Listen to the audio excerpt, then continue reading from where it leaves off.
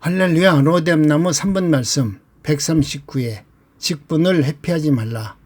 요나서 1장 2절.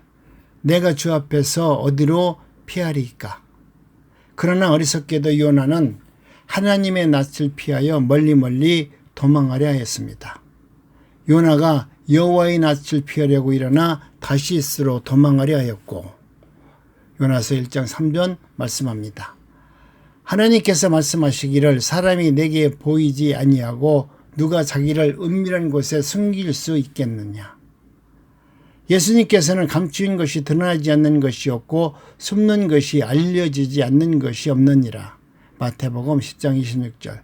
그런즉 하나님 앞에서는 도피 행각은 어리석은 시도일 뿐입니다. 그런데 왜 요나는 일어나 저 큰 성읍 느느웨로 가라는 하나님의 말씀을 거역하고 다시스로 도망가려 하였겠습니까? 그 이유를 몇 가지로 추리해 볼 수 있습니다. 첫째, 그가 느느웨 성 사람들을 두려워한 때문일 것입니다.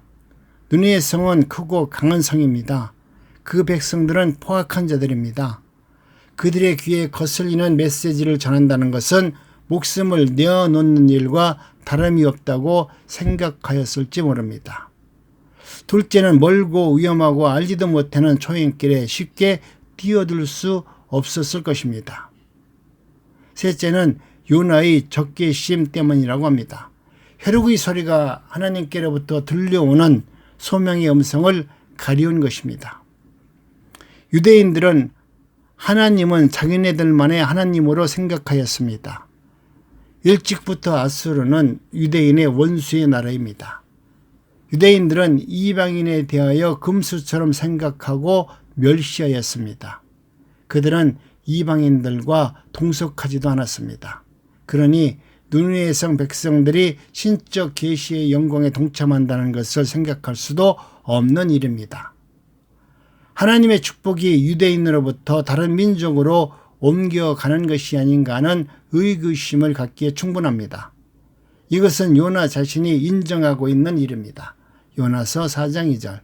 하여간 요나에게는 느느웨로 가고 싶은 생각은 조금도 없었습니다.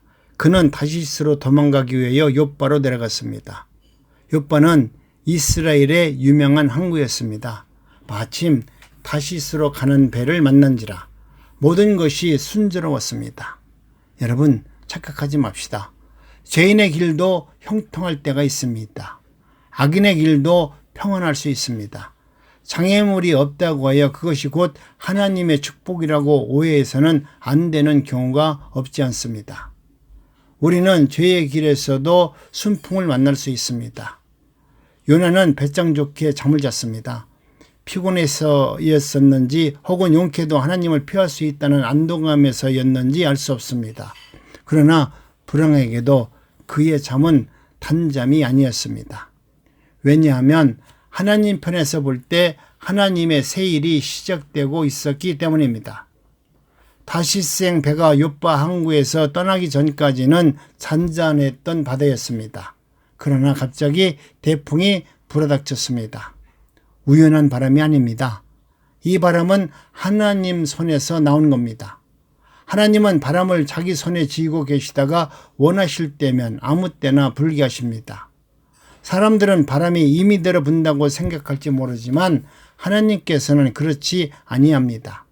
하나님께서는 바람에게 명령하시고 지시합니다.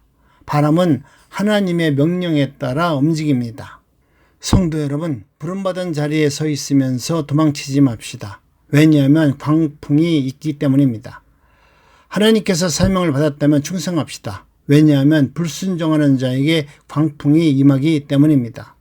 무서운 광풍이 찾아옵니까? 죄 때문입니다. 회개합시다. 하나님의 장중에서 아무도 도망칠 수 없습니다. 어리석은 짓입니다. 죄짓고 숨어 살 곳은 없습니다.